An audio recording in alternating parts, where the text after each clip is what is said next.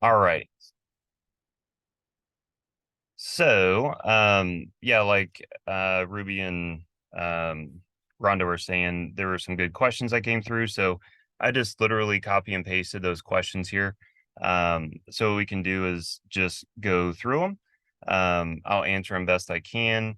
Currently, I cannot see anyone, and I don't think I can see the chats that pop up. So maybe I'll go through the questions, and then get off this screen and go back to where I can see the chats.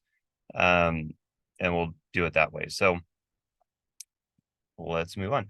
So this was the first question that came through. So basically, do all my centers provide the same services? This person was specifically interested in doing intensive care and then having a home care plan set up, purchasing a laser for home use, etc. So our centers are different. We all operate under the same methodology. So we've created what we call the NeuroSolution ESM methods. So ESM stands for energy, sensory, and movement. So while we all operate under that methodology, um, my center in Austin is better set up and more geared towards focusing on pediatric brain injury. The doctors and the therapists that I have in there were selected and trained by me actually personally, like by my side, um, specifically for pediatric brain injury, because that has literally been the majority of our focus over the past several years.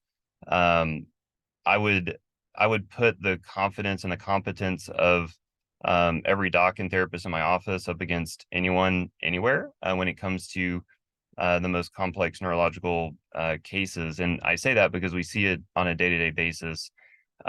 So myself, the docs around me in that office do have the most experience when it comes to pediatric brain injury of the other offices. Again, like we all operate under the NeuroSolution ESM methods, right? So we're all using lasers, we're all doing these things. But oftentimes, I'll get the questions from the other offices, hey, we're seeing X, Y, and Z out of this kiddo. How do we progress? A lot of the difficulty in a severe case is really not necessarily in the initial phases, but it's actually when we do start to get movement. We need to get someone off a G tube. We need to get someone off a ventilator. We need to get someone to rolling and crawling, and then pulling up, and then walking, and all of those things. And those are strategies that I've actually developed over the past few years. Strategies looking at not just primitive reflexes, but then also muscle spindle development. And what most people, most doctors and most therapists, and this is not just within our neurosolution realm, but this is in general, what people do not realize is that, number one, a primitive reflex can be used in so many different ways. Yes, we can use it initially just as the typical primitive reflexes have been used and most people know them for, but I also use them to develop fixed action patterns. So a fixed action pattern is when we start to actually get that kid to move better. We need them to start crawling, etc. Now that maybe we're working on an ATNR reflex. Well, now we're not just doing a head turn and hold, a head turn and hold, but we need to increase the rate and the amplitude of that movement so that now we're training a movement pattern via that primitive reflex. So the primitive reflexes are used for so many different things. They're used to get out of the womb. They're used for survival once we get out of the womb. And then they're used to actually develop these movement patterns so that we can move better, right? And that's what most people don't realize. And that very much boils down to muscle spindle conversion. And what I mean by that is we have these muscle spindles inside of our muscles that are both efferent and afferent. That means they're both sensory and motor. And as they develop, they go through a concentric phase, an isometric phase, and an eccentric phase. So we have these different types of muscles. Concentric muscle tone is contract and relax. And so for example, the rooting reflex. You have a sensory stimulus on the face, and you have a muscle contraction, and it lets go. That's a concentric type of muscle contraction. The reflex is more connected to a concentric muscle tone. I just say they're in the hands, feet, mouth, and spine, because there's various names for them: rooting, sucking, palmar-mental, Babkin, all of these things, right? But those are the concentric ones, and also the Moreau. And then what happens is that builds those muscle spindles, and it develops more mitochondria in those cells, so the cells have more energy. Why does the cell need more energy? Because in order to move better, we don't need a muscle to just contract and relax. We need a muscle to contract and hold. And so in order to develop more energy in the cell, we need more mitochondria. And so those initial phases of the primitive reflexes are doing that. And then we move into our what I call transitional primitive reflexes: ATNR, STNR, TLR. These are tonic neck reflexes. So once we have more mitochondria in the cells, now our muscles can contract and hold. That's our isometric muscle tone. But we can also develop isometric tone in other ways and influence those primitive reflexes. Then we also need to think about, okay, now I need my kid to sit up and hold their head. I need them to start pulling up. I need them to start crawling. Well, now we need eccentric muscle tone. Eccentric muscle tone, that's where our postural reflexes really kick in. But you need even more mitochondria in the cell then. And so again, we use our isometric exercises, our transitional primitive reflexes, to then develop more mitochondria within the cell, more cellular energy, so that we can get this push-pull effect within the muscle. And again, that's eccentric tone. Once we then get to that point, now we're looking at fixed action patterns.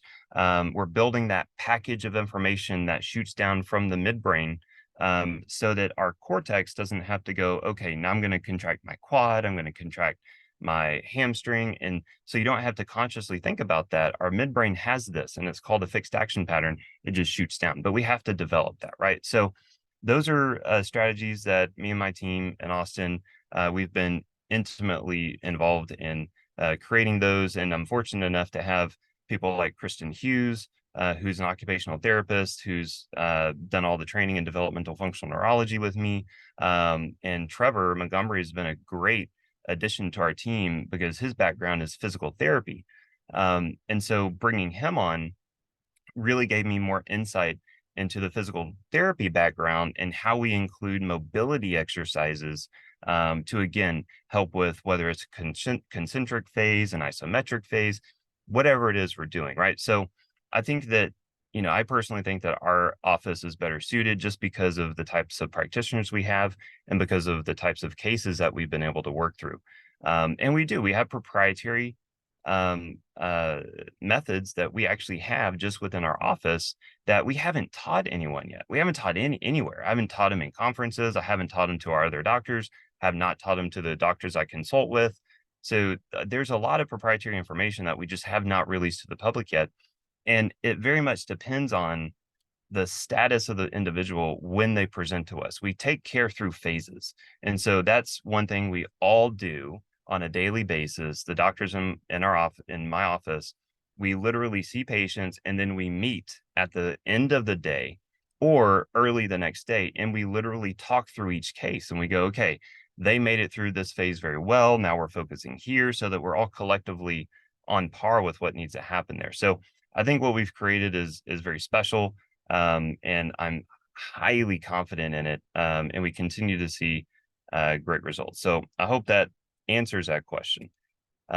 Next one is, okay, so two of the biggest challenges for my son is short-term memory loss and processing issues. His TBI goes back more than a decade.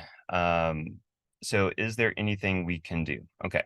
So the first thing is, as TBI goes back more than a decade, is there anything we can do? The answer is yes. It's actually a resounding yes. Neuroplasticity is the pinnacle of what we're talking about here. And ultimately, neuroplasticity should be the goal of anyone working in this space. And I always tell people, we always like to game plan short-term goals, long-term goals, etc. I always tell people the goal of your time with us is neuroplastic change, positive neuroplastic change. Yes, we will make goals like, short-term memory and speech and all of these things. Those are absolutely goals. But the goal is to create enough positive neuroplasticity so that then your own brain can take over and continue to build on that neuroplasticity like it was designed to do. Because your brain is going to move in one or two directions. It's either going to be building positive neuroplasticity or it's going to be building negative neuroplasticity. It's going to be building these compensation patterns. So we need to create enough positive neuroplasticity to overcome the negative neuroplasticity from the injury, and then perhaps from other therapy methods that skipped a few steps. And so we may have this nervous system that comes in that we have to back up, and we have to work on neuroplastic changes. Like, one case where the focus was really just getting someone out of a wheelchair. Well, they kind of did it, but they didn't do it in the right way. And so we literally spent almost a year having to fight the negative neuroplastic changes in order to let them walk properly. Even though you can get someone to stand up out of a wheelchair, they still need to crawl. They still need to go through all of these phases that our brain was designed to go in. And if we bypass that, there's compensation patterns that can really create plateaus in therapy. So in regards to memory, what we need to know is there's several things here. First of all, there's different types of memory. There's working memory, there's procedural memory, there's didactic memory. So just, not really knowing which type of memory we're dealing with, I have just a few suggestions here. Number one is sleep. It is absolutely paramount. I cannot stress it enough, especially when we're talking about memory. Your memories are they're consolidated while we're going through our sleep cycles. And the interesting thing is that correlates with different neurotransmitter releases, different types of brain activations, etc. It's also correlated with lymphatic system detoxing our brain at the same time. This leads into a discussion on circadian biology. If you did not get a chance to listen to my lecture at the most recent Team Loop conference, I would highly suggest you go back and listen to especially information on the circadian biology, because that is where we have to start with memory. We have to start to alter our circadian rhythm, our circadian biology in a positive way, not just for memory, but for everything, because ultimately the circadian clock genes control absolutely every neurophysiological process in our body. I can even show you a study. It was done on a mouse, but it showed when you altered the circadian rhythm in this mouse, it created an altered gait pattern. So it literally altered the skeletal muscle clock genes so that the muscles did not move correctly. And it makes sense because when the sun rises, our muscles should activate for movement. When the sun sets, our muscles should become less active so that we can rest and go to sleep. It's as simple as that, but it's a very complex neurophysiological process. So that is step one. And there's several things that we can talk about, how to help with sleep. There's magnesium, magnesium threonate, which is fantastic. There's something called apigenin.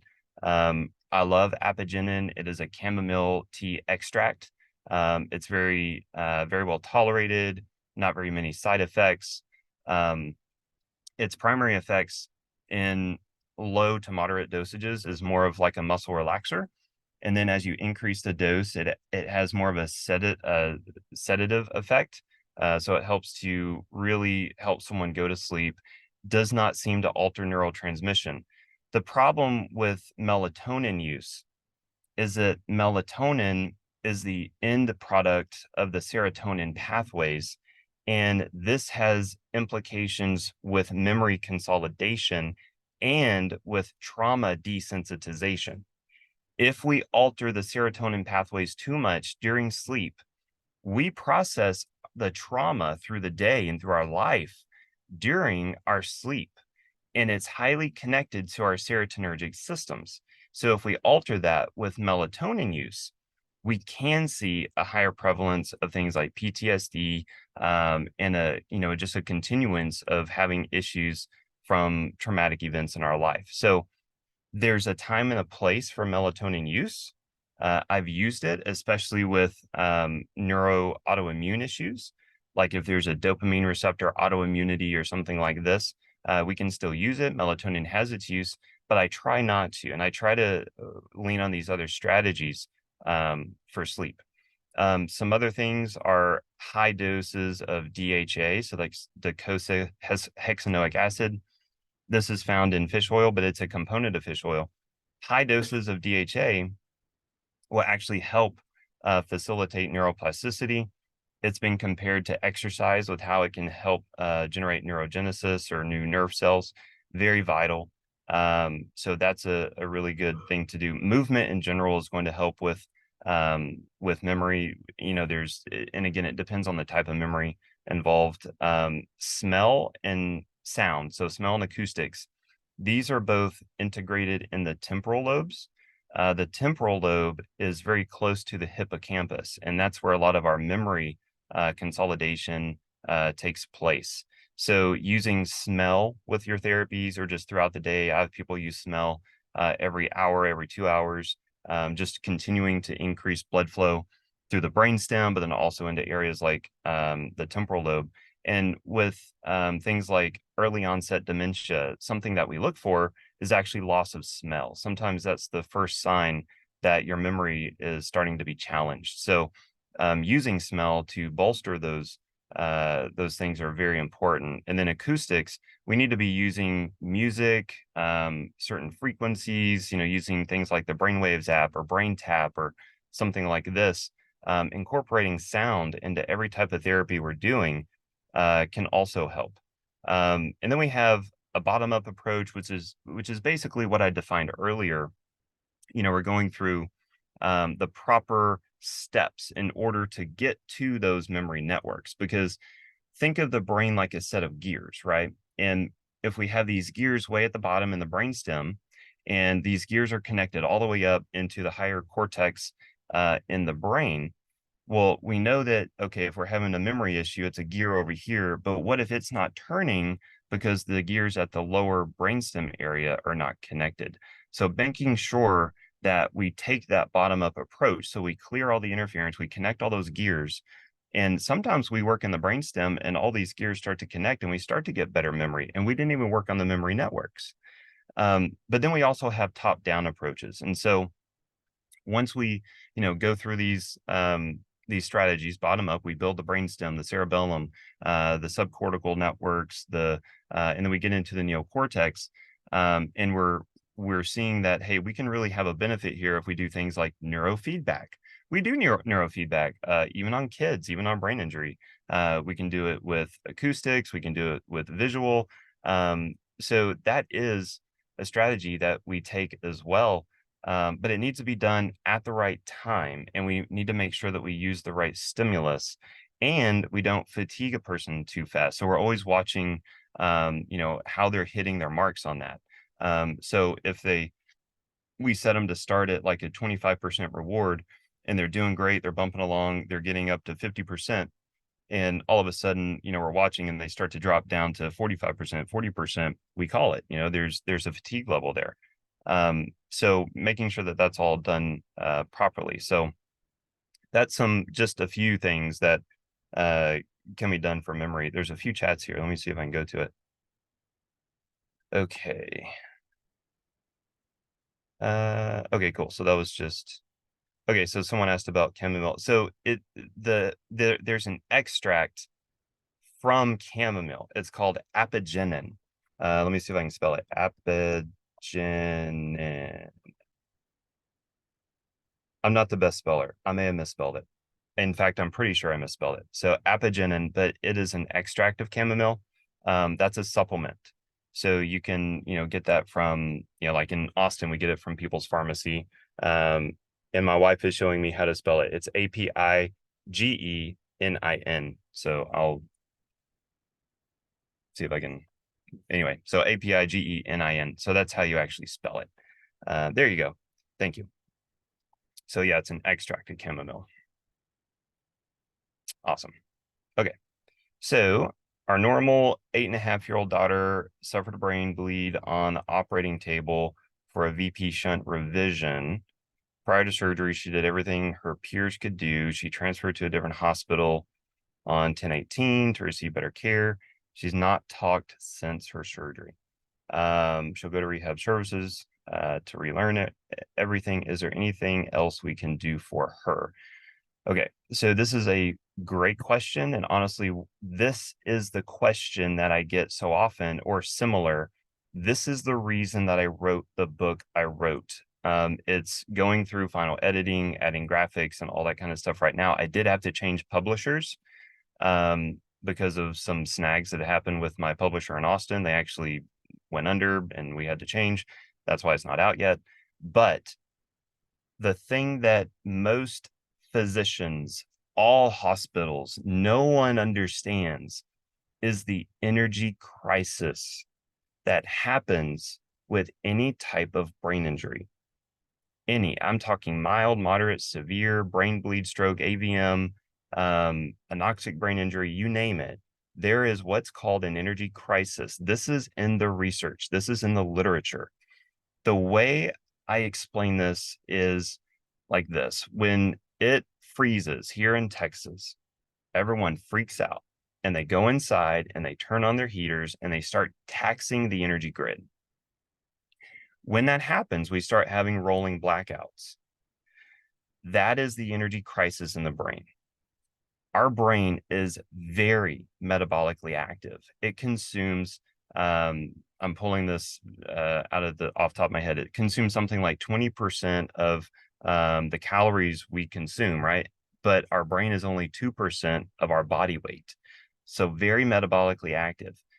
When there's an injury, everything, all of our resources is focused on that. And so it's highly taxed and we need to restore proper cellular energy in order to allow that person to have the best outcomes necessary. And there's even a Harvard paper on this that says for TBI, laser and light therapy should be the primary modality used. That was a Harvard paper, and I think it was back in 2017. And it was because it was referencing because it restores ATP and energy to the cell.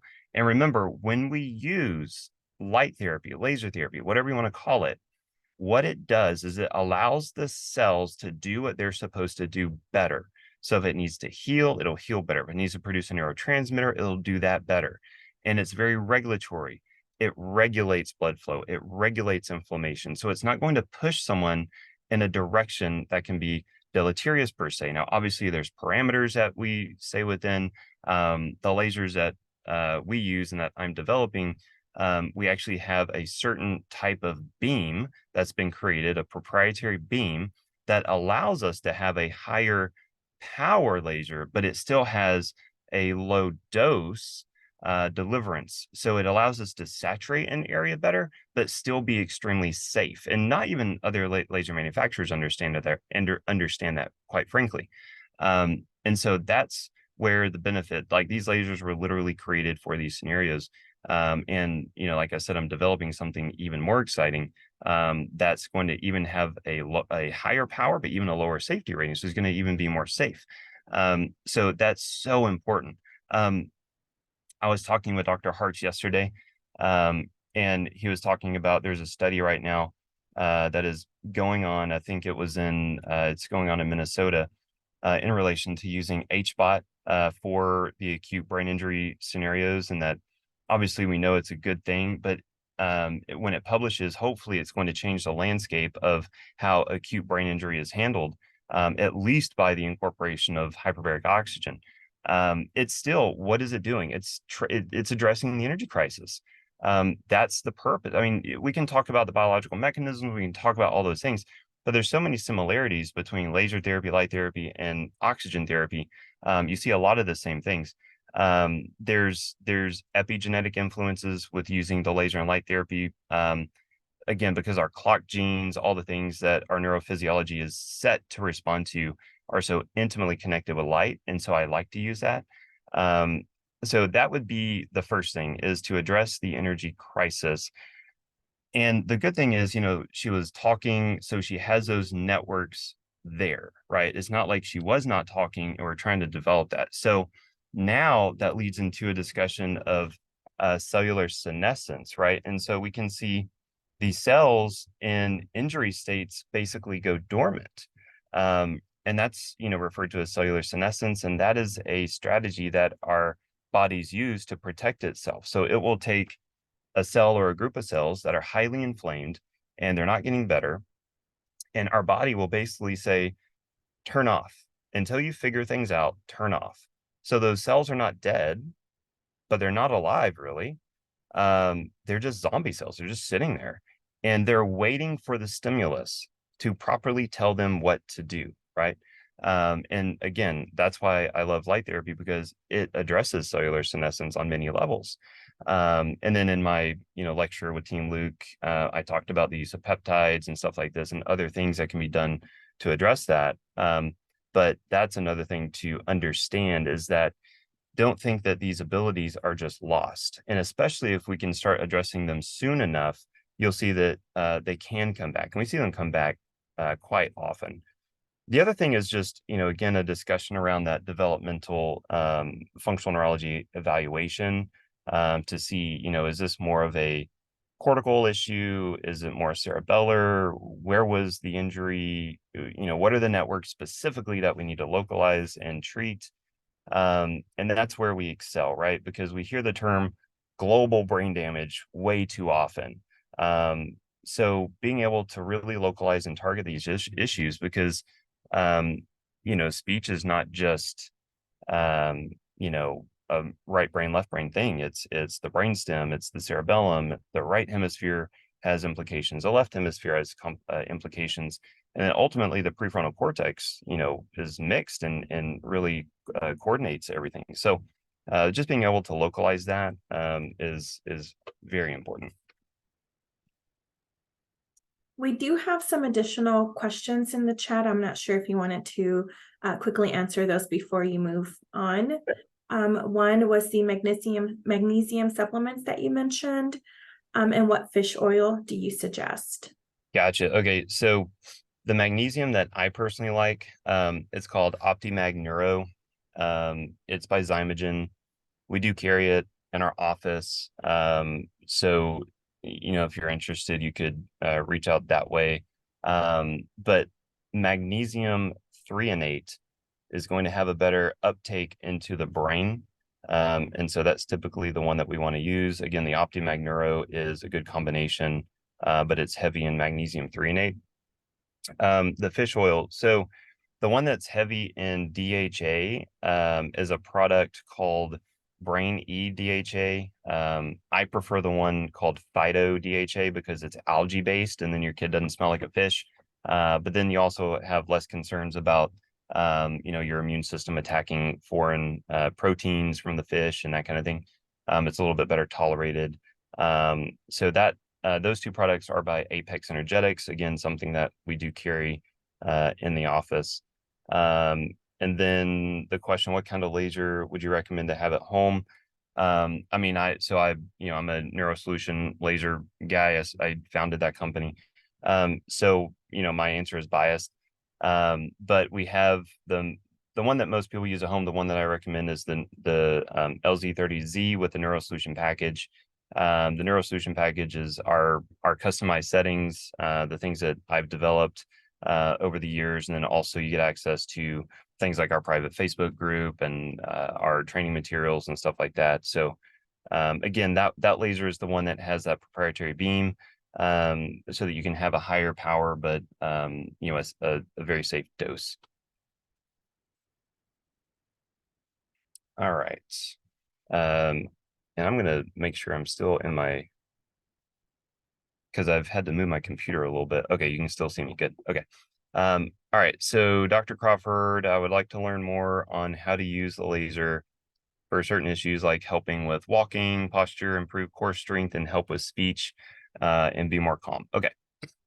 Great question. One that we get asked often. What I like everyone to understand is that the laser is there to enhance whatever you're doing, right? So if you're going to physical therapy, there's things that you can do to enhance the physical therapy. If you're going to OT, you can enhance OT. If you're, those things, right? So it's there to enhance, especially when we're talking about these types of things, right? Have I had cases where we just lasered someone and they started walking better? Yes, but it depends, right? Were they not walking because their cerebellum was so inflamed that it was breaking down when it was challenged? For that person, yeah, you can laser that area of the brain, reduce the inflammation, and boom, you're off to the races. That's not the most common scenario, though.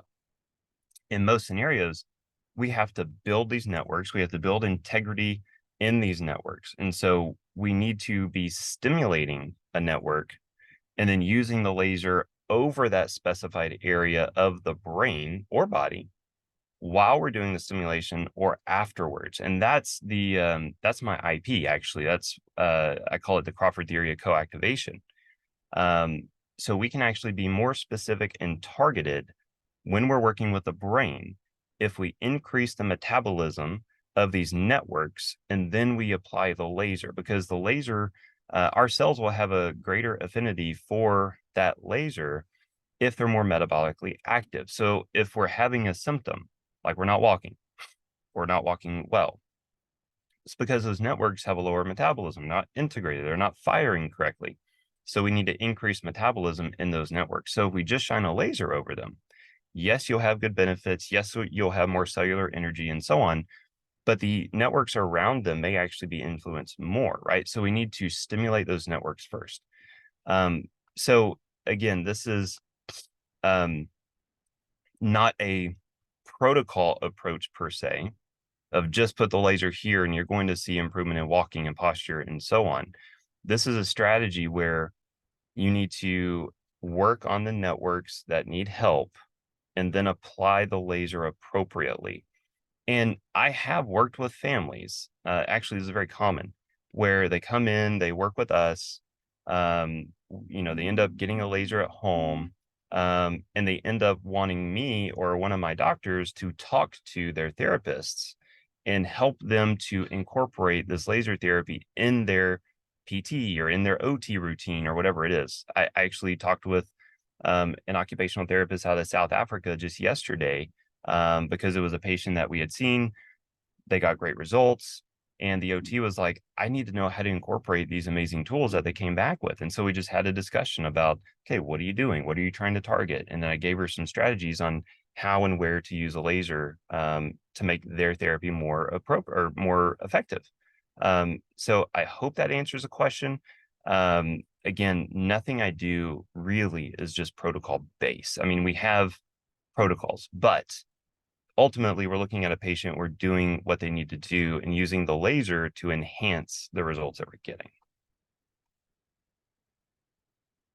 This one was interesting. So I read about a drug called TSC, I'll explain what that is later, that delivers oxygen to dead tissues and is highly effective for hypoxia.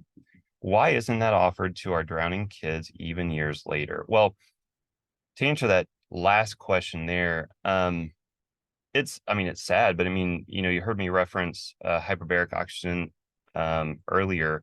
And even after the Navy has conducted research, there's independent research that shows hyperbaric oxygen should be used in all these situations. It should be used in the hospital. It's still not. It's safe. It's effective. Same thing with laser therapy. There's Harvard studies that show it should be. There's thousands. In fact, there's more literature on laser therapy than almost any other modality. Definitely more than medications. It has a very well tolerated safety profile. Why isn't that used in the hospitals? And quite frankly, I don't know why. It boils down to, unfortunately, probably a money game. And I hate to give that answer, but really, what is the reason? So this is the substance in question, transodium crocheonate, and this was just a study. Most of the studies were looking at hemorrhagic shock that I could find. Um, it seems to be interesting, and it's looking at the primary mechanism proposed, which by the way they don't really know the mechanism of action really for the substance, but is that it increases the diffusion of oxygen through blood plasma and into the tissue, which is really good. I mean, that's a fantastic thing. But again, this is a proposed mechanism, is not fully understood. And in this study, they were investigating, was this also something to do with, free radical scavenging, or, is there another mechanism involved here? So still some question marks with this substance. And so quite frankly, not sure why it's not being used. Perhaps it will be in the future, hopefully, but not sure. What I would say though is this seems to be pretty similar to methylene blue. Um, I briefly discussed methylene blue again in that Team Luke lecture I gave. Methylene blue has been used for many, many years. It goes back to World War I, World War II. It was used as an anti-malarial. It was actually the first anti-malarial drug. It is a compound made. It's not a natural substance, but it's very safe, has a very good safety profile. It's very well tolerated. And what it does is it helps deliver oxygen to tissues. So it helps with the carbon dioxide, nitric oxide, and oxygen ratios, and it helps to deliver oxygen to tissues. It really is helpful with anemias, but I love it because a lot of the kiddos I see, a lot of the severe brain injuries that we work with, there is oftentimes some type of even subclinical infectious burden, just because of altered immune responses, maybe some autoimmunity, that kind of thing. So methylene blue also is a very gentle antiviral, antibacterial, antiparasitic, antifungal. It's a good way to kind of keep all the bad stuff out while delivering more oxygen to the system. It's been studied for cognitive decline. It's been studied for cancer. It's been studied for brain injury. It's been studied for autoimmunity. So it has good research behind it. It's something that we use in our practice. So that I would say if you're looking for something that has a similar effect, maybe go towards methylene blue just because it's been used for a lot longer. So here's a chat question. So my child is 2.5, post-injury, has HIE, cerebral palsy, nonverbal, ventilator-dependent, minimal movement. Where do you recommend we start in regards to addressing the energy crisis for in Arizona? So I would say, look, you can use laser therapy. I don't know what you're using. If you use something that we typically start with the carotid arteries, sometimes the vertebral artery, because what happens is that's called blood illumination, where when you use a laser over a blood supply, you increase blood flow, you help with oxygen delivery, you help get all of those great benefits of using laser therapy, but you don't have to use it directly over the brain. That's usually the place that we start. And we do that again because we have seen so many very complex neurological disorders.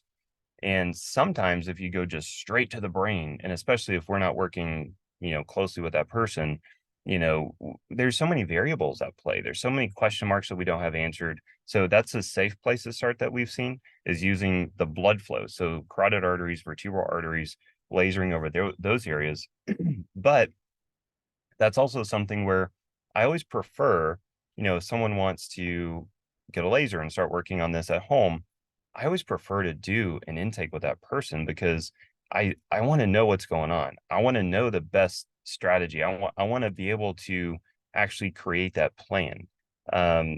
So that's my recommendation. Work with someone that understands the energy crisis first, which unfortunately is few and far between. And then develop a plan accordingly. Again, another way to address the energy crisis is through modulating the circadian biology. That's also something that we need to be doing. So again, if you reference my lecture and start working towards all the steps necessary to addressing circadian biology, that's another way to do it. So what brand of methylene blue? I use Compass Laboratories. There's various ones out there. You just want to make sure that the one that you use is pure, third-party tested, etc. There is prescription methylene blue, but I've personally used Compass Laboratories on myself with patients, and we've gotten good results. Again, this is all, something to take back to your physician, and that you want to address whether to use it or not. There are contraindications. I actually gave the slides of research about the contraindications in that Team Luke lecture. It's towards the end, but there's some genetic considerations, and then there's also serotonin-based medication considerations, because you can generate a serotonin storm if you use methylene blue with certain medications. But those are really the main, contraindications, which typically don't apply to most scenarios. But, and then also dosing wise is, starting low, going slow. Ultimately, we want to get to where the urine starts to turn kind of greenish blue.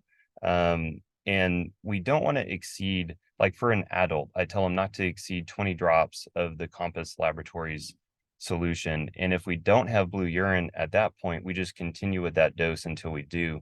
With a child, we'll usually start with like 1 or 2 drops. We'll titrate up slowly, etc. And if you need help with that, you can we can, do a consult on what's going on, and, maybe advise on some certain strategies that can help. All right. Okay, so exercises for apraxia of speech. Again, we want to localize the lesion. I literally worked with someone yesterday, diagnosed selective mutism. And I went through, well, the whole brain. These are just the networks, the areas of the brain that are most associated with apraxia. It's highly associated with the parietal lobe. Next would be like the frontal temporal area. And then we have premotor networks. We have prefrontal considerations, brainstem and cerebellum. All of these areas can generate different types of apraxias of speech. So we need to be able to do a proper exam and actually be able to then target what's going on. So for example, the person yesterday, they had really just been working on primitive reflexes, which is great. That they had them, we need to integrate them. I'm not saying not to do that, but no one actually looked at that person and what I call spot checking. I take a laser or I do a coactivation strategy and see what can actually turn that primitive reflex on. I'm sorry, off real time. And so basically this person had a very strong palmar reflex and a very strong tonic labyrinthine reflex. So the TLR, if you stand up, feet together, and you close your eyes and you tilt your head back, you literally can fall backwards, or your sway increases dramatically. Same thing when you tuck your chin, sway increases dramatically, or you fall. And then again, with the palmar reflex, you would just touch his palm and his hand would literally contract. And so through the exam, I noted, okay, he has a lot of parietal lobe findings. And so I then localized more of the left parietal lobe.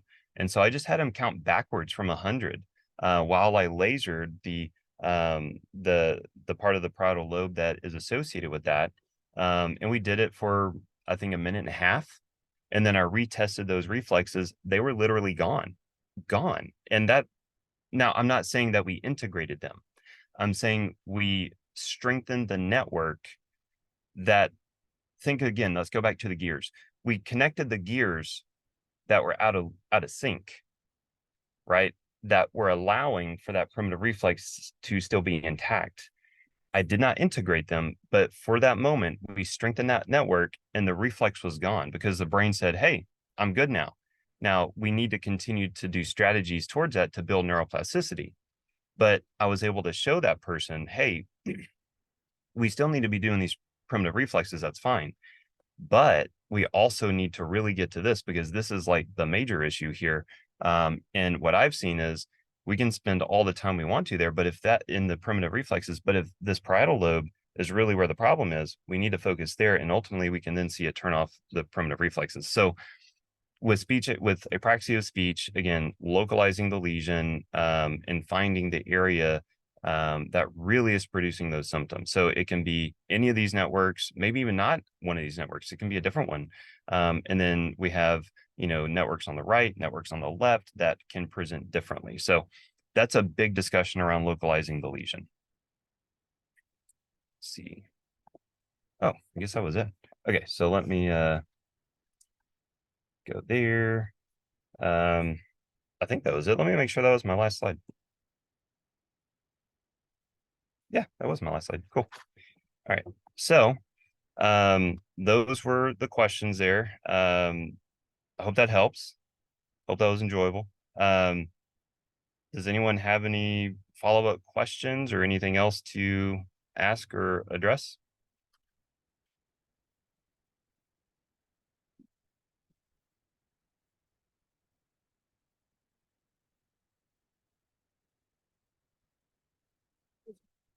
I did share the link to Dr. Crawford's presentation in the chat box.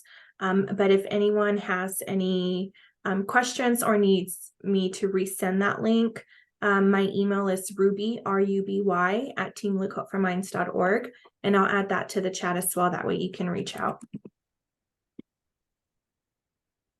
Let's see. Here's a question. Can you tell how much melatonin for a 14-year-old and 6-year-old? Okay.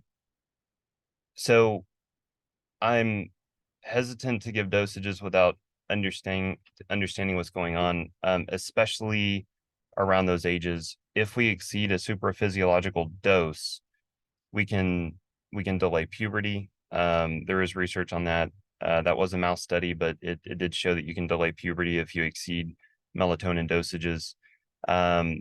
So I try not to use it, again, because it does alter that serotonin pathway. I would very much advise try magnesium, try apigenin, look at the circadian rhythm, look at their light exposures. Don't let them get the high frequency blue and white light from screens and everything after the sun goes down.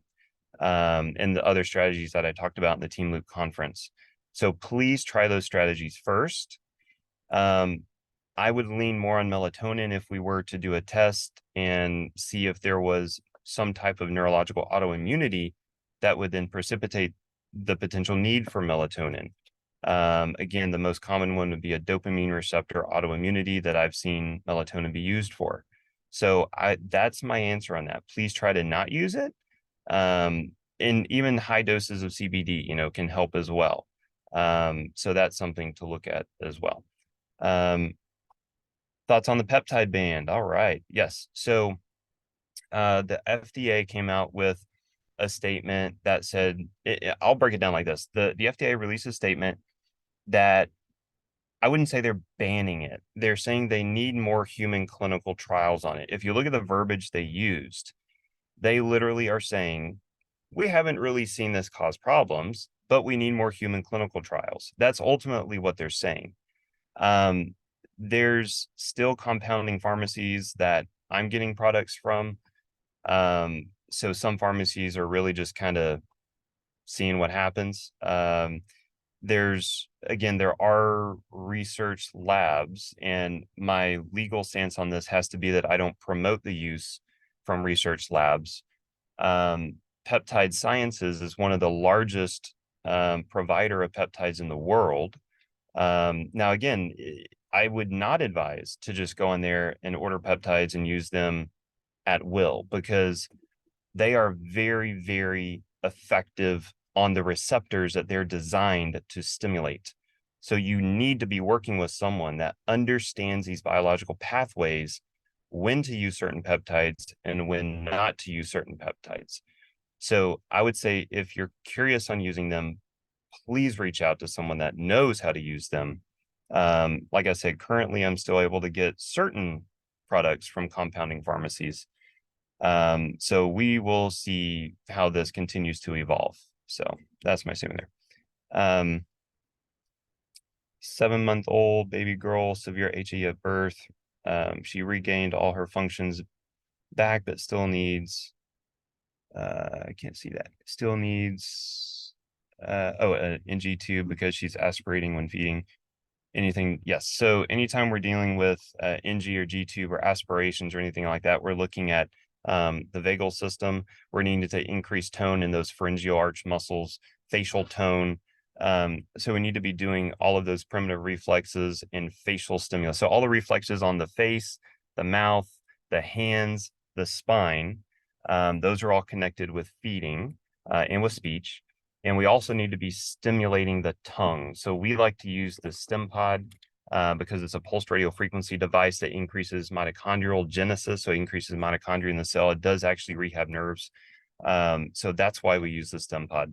But we need to be stimulating the tongue, the vagus nerve through the symbicontia, all these branches of the trigeminal and the facial nerve through the face.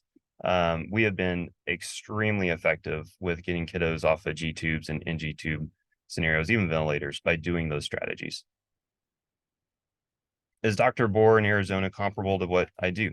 I like Dr. Bohr. I think he's a great guy. I've taught him in the past. So I'm not opposed to anyone seeing him. I trust him. I think he does good work. He's not doing what we're doing. He lectures for a laser company, but he's not developing lasers. And we're having to drive, apparently. I think there's construction behind us. So if you see me moving, I'm not driving, I promise. I'm very talented, but I'm not going to drive while I move my car. So again, I think Dr. Bohr is fantastic, but no, he is not trained in neurosolution ESM methodology, but he is a functional neurologist. Let's see. I lost my place. Yeah, sorry, we were literally being kicked out. Oh my goodness. Hang on, I gotta put my seatbelt on. This is interesting. I've never done a mobile lecture before, so this is new territory for me. Okay, now we have any tips on using the stem pod for Evie? We use it for the vagus nerve and her neck muscles for head control and swallowing. We're still trying to see if she has any issues, maybe in the thalamus, since she's not fully conscious yet. She's nonverbal, still has motor issues with opening her mouth.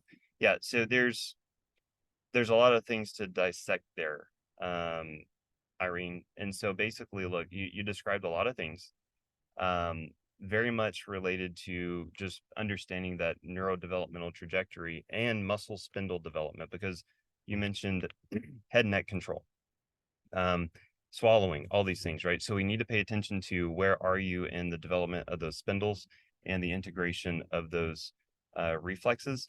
But if you want me to say like, hey, here's some tips and tricks for the stem pod, symbicontia is huge. So we want to be stimulating the symbicontia. Without knowing, what's going on, I would say to stimulate both sides. But if you look in the soft palate, if you see a side that's lower, so you have the uvula, the little hanging down thing, if one side is lower, then we tend to stem that side a little more, right? So if the right sides drop lower, we tend to stem the right symbicontia a little bit more. That's from our clinical observation. Stemming the tongue, because that's going to feed directly into the brainstem. That's going to bring in blood flow and all kinds of good activation. And there are good studies on tongue stimulation for MS, tongue stimulation for stroke rehab. So that's why we use that. And especially while we're doing motor planning activities, stem the tongue, stem the symbicontia. Let's see, what else was there? Oh, the thalamus. Yeah. So the thalamus is somewhat tricky to navigate. It's a relay station. There's so many different considerations when we have thalamic insult. That one I really need to kind of get more involved with and dissect a little bit more from a clinical perspective to give you the best answer. But I hope that that can kind of give you a little bit of information there. With the stem pod, also with head and neck control, we do like to stem the SCM muscles. So if you kind of do like this, that muscle popping out right there is the SCM, sternocleidomastoid. That's a muscle that we do need to stimulate with the stem pod for head and neck control, swallowing, that kind of thing. We do so that feel much more comfortable kind of walking you through. Let's see. Is it possible to buy your lasers in Europe? Yes. So you can purchase them for personal use in Europe. We've had people do that. That's fine. So yes, you can just reach out about that. We switched to Kate Farms 1.5 peptide food. This is the same as peptides. No, it's not. That's so Kate Farms is fantastic, but ultimately that's not like a peptide formula per se, the apples to oranges on that one. Good stuff, but no, not the same. What primitive reflex stops a 10-month-old from going to sitting? Started to crawl a couple of days ago. So what primitive reflex stops a 10-month-old from going to sitting? I don't quite understand the question. Sitting first. So yeah, I'm not fully understanding the question. But ultimately that's going to be looking at anything from core stability to the STNR reflex, TLR reflex, 18R reflex. He's not sitting yet. Okay, that's probably an isometric tone problem. So we would be looking at the reflexes connected to our isometric tone, TLR, 18R, and STNR. Okay. I know you use Resimax. Is it safe to use with a 7-year-old that gets seizures with fevers? MRI showed a couple of small cysts. Resimax is very, very safe. It's vibration. I feel comfortable with you using it. I think that's fine. But if we're getting seizures with fevers, we need to consider encephalitic concerns. So you can have an infectious load that then stimulates the immune system to increase its attack. And when that happens, that can increase an autoimmune reaction in the brain, and that can then trigger a seizure. So we want to make sure we understand what's going on, and we want to make sure we understand the pathogen, perhaps the receptor that's under attack, and all those little nuances to really best navigate that case. Do you help people 4+ years out? My son has a moderate TBI or severe concussion back in 19, so his residual issues, POTS. Yes. Yeah, the answer is absolutely yes. We've had all kinds of success with people even 10, 20+ years out. It's all about neuroplasticity. And even at age 15, there's still a ton that can be done. So the answer is absolutely yes.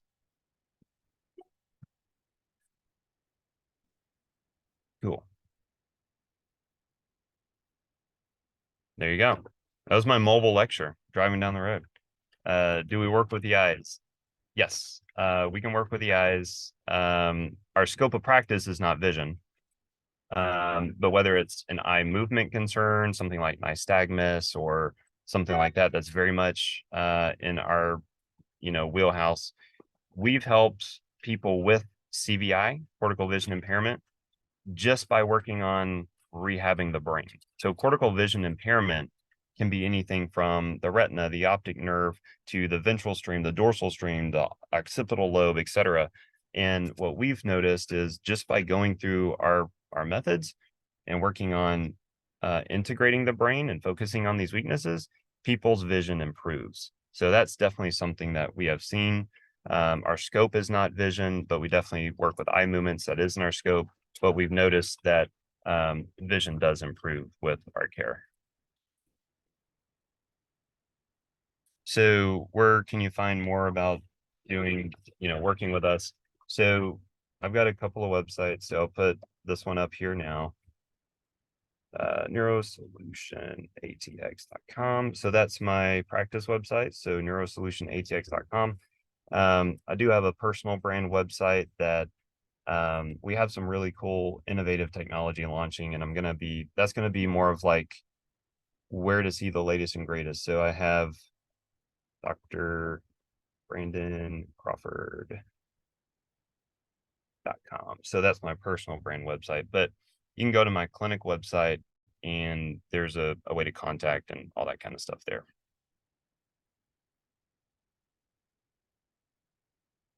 Cool. Thank you so much, Dr. Crawford. This has been so great. Absolutely. We appreciate Thank you. you for, being with me while I was in the car. That was kind of unexpected. But I couldn't not take this meeting in Dallas today, and so I think it worked out. I hope everything was okay. And Yeah, then great. we do have another one next week, right? It's going to be in the Yes, evening. yes, we do. Awesome. So Yeah. I'm looking forward to that. And yeah, I hope this was helpful, and let me know if you need anything else. Okay, safe travels. Thank Thank you. you. Thank you. All right.